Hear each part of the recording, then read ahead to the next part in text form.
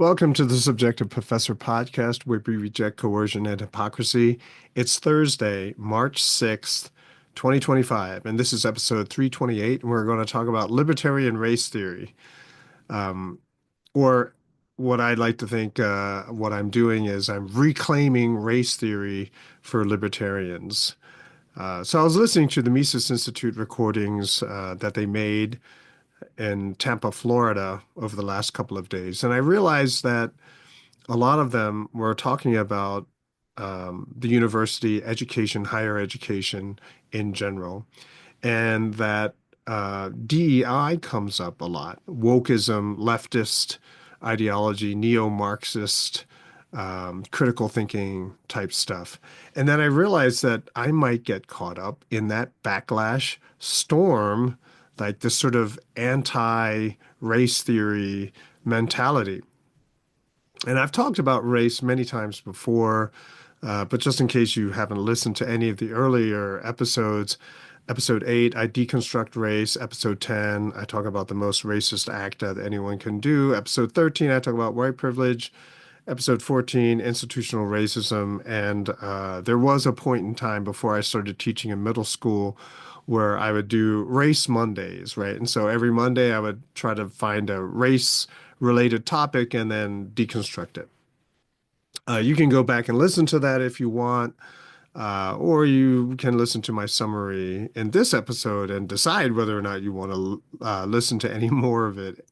But again, after hearing pretty much only negative things about the idea of race theory, I wanted to sort of introduce my take or reintroduce or restate my understanding of race and then reclaim it for freedom or for libertarianism, whatever you prefer. Now, there are many different kinds of race theories. There are many different race theories. And so when I was doing my doctoral work, my race instructor told me to go to the library, take out 20 books, and pick 20 books, and that'll be the basis of my reading list for that section or that chapter I was going to write on race for my dissertation. And what I've quickly found was that every single book had a different race theory, had a different take or explanation of race, right? So most people today might be familiar with the DEI stuff, BLM, but a lot of the earlier stuff in the 90s, they talked about class, gender. There were binary race theories, there's the color-based race theories, socioeconomic-based race theories. Then you bring in ethnicity. How is ethnicity the same or different from race, et cetera, et cetera. But an underlying commonality, a stream or a current that was underneath all of it was Marxism, right? So rehashed Marxism, right? And you can kind of tell because they would use Marxist type language. They would use, occasionally they would use bourgeois. They would talk about proletariat, which is Marxist language. And also, when people started talking about critical thinking, I was like, yeah, I'm all about critical thinking, thinking critically, analyzing critically. And then I only found out after all these weird looks I was getting from people that critical thinking, as most other university professors talk about, the way they talk about it, it's a form of Marxism. Right. So it's a fancy dressed up way of saying we're going to do Marxism. We're going to see everything through Marxist eyes. And what is a Marxist vision of the world? Well, oppressor, oppressed is the perhaps maybe even oversimplification of Marxist ideology. But they see the world, in this oversimplified way that you're either an oppressor or you are one of the oppressed. Right. And then you have communists next to that, but whatever. So it's basically this Marxist idea going on. So whatever race book that you might pick up, eventually you will always get to the point where they will relabel everything as being this group of people against that group of people, right? Oppressor, oppressed. And it's very simple. It's you're either or, right? You're either this or you're either that. Right. And so when people start going on and on about white supremacy, well, then what about Asian supremacy? What about black supremacy? No, it's just white supremacy, right? Because you're either white or black, right? So it's a very oversimplification, which is why a lot of people have a hard time going along with, the current dominant race theories because they didn't grow up that way, right? And then you have, of course, a lot of people who love the simplification and the moral empowerment that you get if you buy into it, right? Like you get so emboldened by thinking you understand how the world works that you'll even go up to people having dinner on the street in some random city and just start yelling at them for being a racist, right? That, and I've seen videos like that. So in that world of race theory, no one ever agrees with anyone else, right? When I first started teaching race theory, a lot of other people told me the way they would teach their class is that on the first day, they would just go around the room and share what they thought race was. And I thought that was like the biggest waste of time. Because as you're going around the room, everyone is not listening to anyone else. They're thinking about what they're going to say when it's their turn, right? And so no one ever agrees. Even if they do kind of agree, they'll find something that they will disagree about, right? And so race classes, at least on campus where I was the absolute worst, right? So you get some simpletons, they love the class, right? As I just explained, because it empowers them, but everyone else hates it because they now are disempowered and they are forced to go along with this subjective vision of what race is supposed to be. So in that context, I would just say, well, okay, this is what someone else thinks race is. This is someone else's idea of race. And I would just go through the list and we talk about it. But I really didn't know what to really definitively say about it until one of my professors said, oh, you should read Michael Omi and Howard Winant's Racial Formation in the United States from the 1960s to the 1990s. And I read it, and that was it. It was a theory of race theories. So I didn't have to pick which race theory was the best. I just had to realize that race theory itself is a phenomena, right? It's a subjective phenomena, right? And the way Omi and Winant, the way they define race is a concept which signifies and symbolizes social conflicts and interests by referring to different types of human bodies. And yeah, okay, so race begins to matter when there's conflict in society. And so now you have different groups of people fighting against other groups of people. More often than not, it's about employment, right? Who gets the job? Who gets to have business? Who do you get to trade with, right? And so you have these social conflicts. And then they go on to talk about racial formation, how that particular understanding of race is normalized throughout society. Now, I took that and I said, well, they don't go far enough. I even had an email exchange with Howard Winant. He didn't like what I was doing with his idea, but I was like, how can you not? It's like the Wright brothers and Curtis, right? The Wright brothers came up with this fantastic idea of a plane, and then Curtis comes along and says, well, why don't we take this plane and fly it off a boat? Why don't we take this plane and land it on the water, right? And so he's coming up with all these other ideas. And, I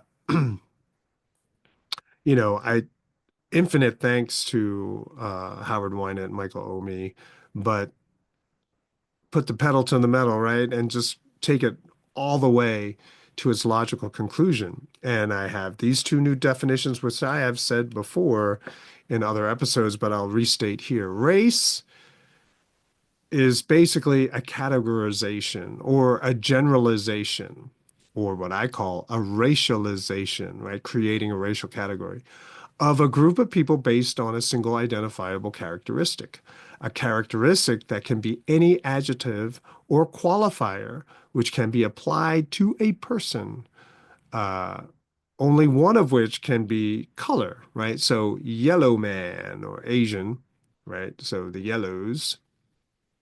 And so all race is a categorization or characteristic, right? Which you're going to say, look at all these people that share the same characteristic. All right. And so what's racism then? Well, racism is the pretense of knowing someone based on that person's signified racial category, expecting that person to act in a certain way because of that category, and then treating that person in a certain way, again, based on that categorization, right? It's simple, right? And so what you begin to realize that each person has an infinite number of racial markers, right? How tall are you? What color is your hair? What grade are you? How old are you? Where are you from? What's your skin pigmentation? All of this stuff, uh, are different racial markers, right? So cancer patients, uh, athletes, right? Every time you invoke or say a definition, or excuse me, an adjective, then what you're doing is you're creating races of people, right? And which means that we travel in and out of various races throughout the day, depending on who else is in the room. So when I'm at school, I'm the teacher. When I'm at home, I'm the father or husband. When I'm at my big family gathering, I can be son, uncle, brother, all at the same time. But so what we have to realize is that all of your racial markers together is your identity, right? And so there are different racial markers that are yet to be created for you. So, for example, you're single, then you get married. So now you're taking on all these other racial markers. Now you're married, excuse me, now you're a husband or a father, right? And now you're an in-law, son-in-law, brother-in-law, whatever. So you have all of these new racial markers. And then maybe one day you have children and they have children. Now you're a grandparent, right? So you used to be just a father, but you still are. But you're also a grandfather now, you see. And so it's kind of interesting, the flexibility that is now allowed and possible because now you see that racial markers are just simply generalizations that you occupy and you can discard or you re-invoke, right? Depending on the social situation in which you are, right? So each of us are unique, right? Each of us is unique because no one has all of the same racial categories, right? And that creates the difference. So within every generalization, there are individuals, right? And so you go from the generalization towards the specific, right? So Asian people. Well, what kind of Asian person? Oh, Korean. Oh, Korean Asian person.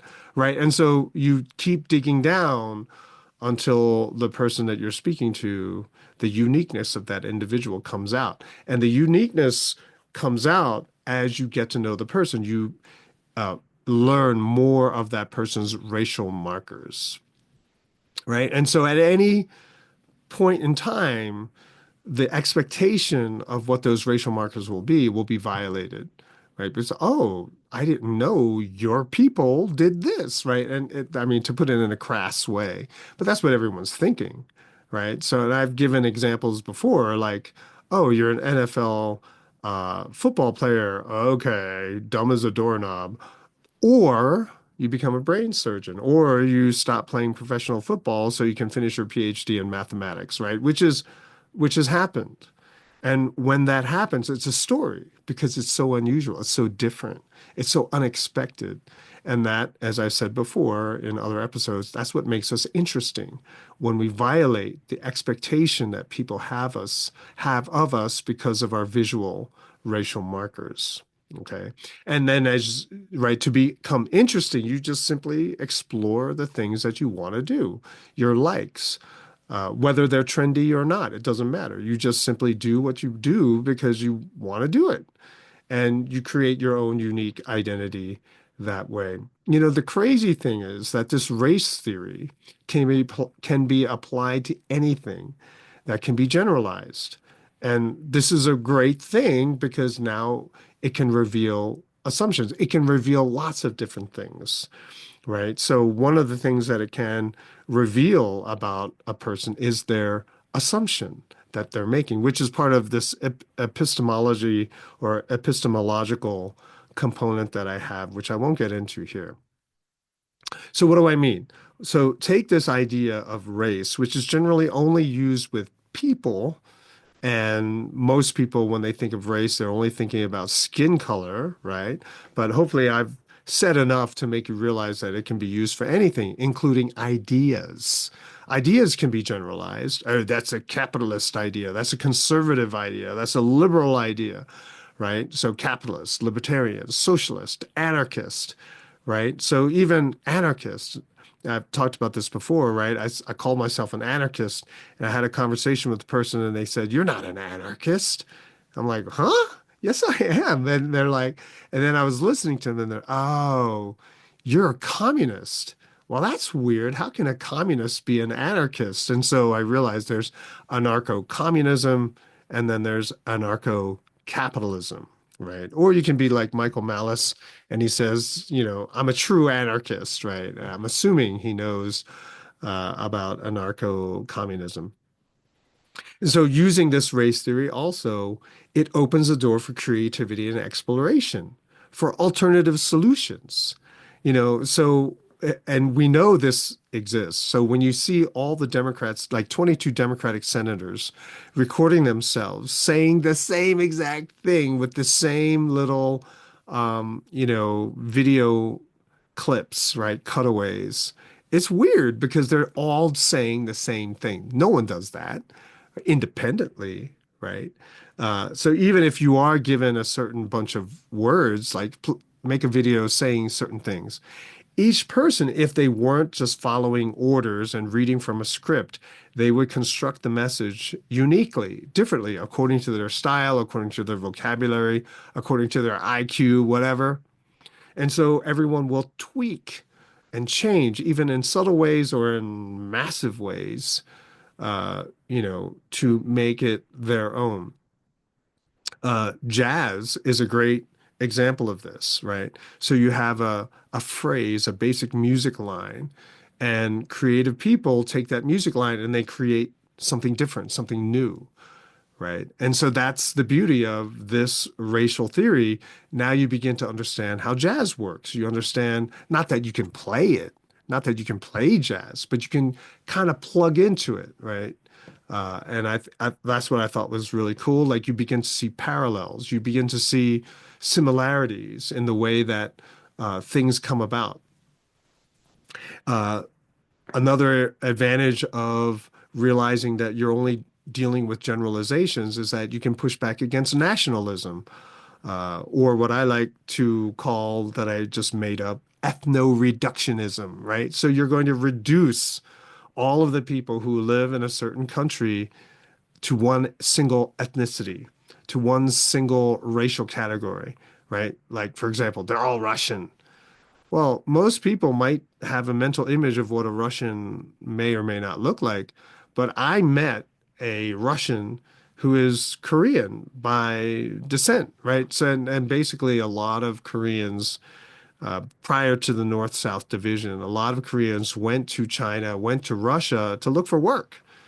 And then they just basically became Chinese, or well, maybe not in China, right? They still are segregated. At least the last time I heard, 30 years ago, they were segregated in China as well as in Japan. But in Russia, right, they look different, right? They're Koreans, except they speak Russian and Russian in culture, etc.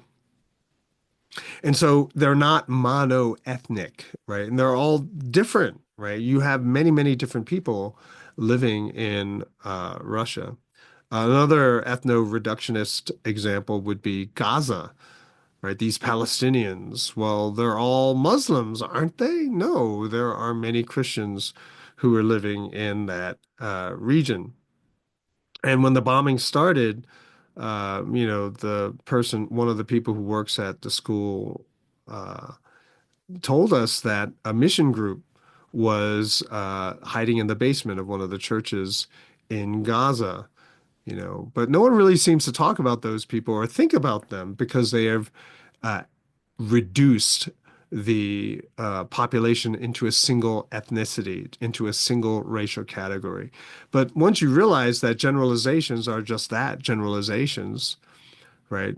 So Gaza, what's a Palestinian? Someone who lives in Palestine, I guess. But it doesn't say anything beyond that, right? That's the one single marker. But okay, they're all Palestinians. Some are Christians, some are Muslim, right? You see how that goes? And once you break it down, you realize, oh, they're all different. So is it fair then to just carpet bomb all of them, not knowing who exactly you are targeting, right? And then you realize, oh, I shouldn't be doing this at all. Having this understanding that these are all simply generalizations, it allows you to generate alternate hypothesis, right? And so it becomes easy to defeat an absolute claim, right? So during the whole Cervasis, the lockdown and everything, which pretty much is debunked now, right? You would know from the very beginning that what they were saying is extremely problematic. Like there's no way that all of us are going to be affected by the Cervasis in the same exact way. And because government is just trying to make it easy for the morons in society, well, they're going to make it really, really simple. So simple, in fact, that it doesn't make any sense. So simple that you're actually harming many people. I'm sure you all know that in New York State and Pennsylvania State, they took Cervasis positive senior citizens. They kicked them out of the hospital to make room for all the corona patients, right? And returned them to their nursing homes, which of course meant that they spread Cervasis all over their nursing homes and thousands of people died. Right? No one really talks about it, but I remember it and I always try to remind people of it. Right? And so what you're doing is you're generalizing to the point where you are actually engaging in great harm to society, right? Which I think is what traditionally people call racist. So having this understanding of generalization, race being a generalization, it reveals hypocrisy where you might not have noticed it before. People hide their hypocrisy. I've said this before. People hide their hypocrisy through relabeling, right? So, oh, that's not racism because it doesn't have the same name. We're talking about something else. We're talking about gender. But then you can see the patterns, right? You see that racial dynamic through the patterns in behavior or the effect. And so it reveals double standards, triple standards all around you. It also reveals why censorship is so evil. We need to have the free flow of ideas, and to prevent it means regression, right? So trying to preserve what you believe is perfect is regressive, and that's the problem with all the Democrats, right? They believe they know what perfection is, but in order to do that, they have to have everyone conform, right? So it's having this flexibility in this race theory allows you to see the tension between conformity and true diversity, right? So DEI and all that other stuff are just variations of conformity, right? It becomes so obvious. And so in conclusion, libertarian race theory, as I'm trying to teach people, is liberating, right? It's constantly moving. You're constantly seeing things through different subjectivities. You're seeing different angles, different aspects. There's always something more to learn, right? There are new angles. You can generate new ideas. So it's to invoke Sun Tzu again. He talks about, and I'll just sort of read from Sun Tzu. He talks about infinite combinations using the five basic tones, right? So there are not more than five musical notes, yet the combinations of these five give rise to more melodies than can ever be heard. There are not more than five primary colors, blue, yellow, red, white, and black, Yet, yeah, this is Chinese version, right? Okay. Yet in combination, they produce more hues than can ever be seen. There are not more than five cardinal tastes: sour, acrid, salt, sweet, bitter. Yet combinations of them yield more flavors than can ever be tasted.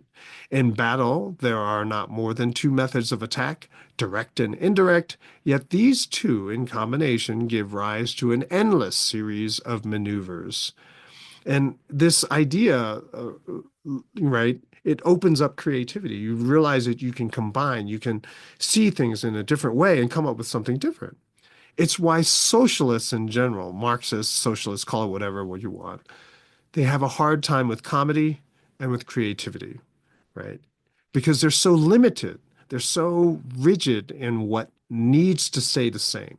And so they're operating within a very small space, right? And so either they're not creative, or if they are creative, then they're not really a socialist, or they are really, really creative, but they're only socialists because of one or two issues. They're focused on an issue, and because it's the socialists that keep pumping the issues, it makes them socialists, but they're not really, right? It's only they're fixated on an issue, not on any of the other things that they are talking about.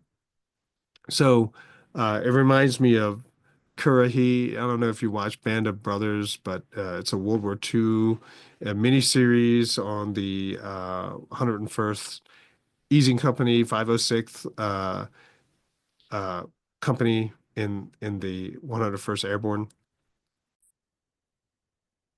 Their motto is Currahee, for the Currahee Mountain in next to Toccoa, Georgia, and it means stand alone together.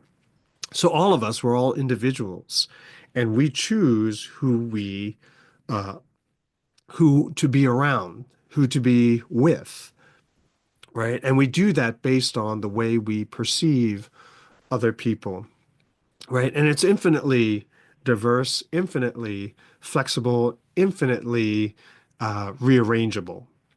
And that's what gives us so much uh, excitement in life, how there is so much more for us to experience, um, and why there's so much to hope for. And that's it. So you'll probably hear me go on and on about it, but let's reclaim race theory for libertarianism. That's it for this episode. I'll talk to you guys next time.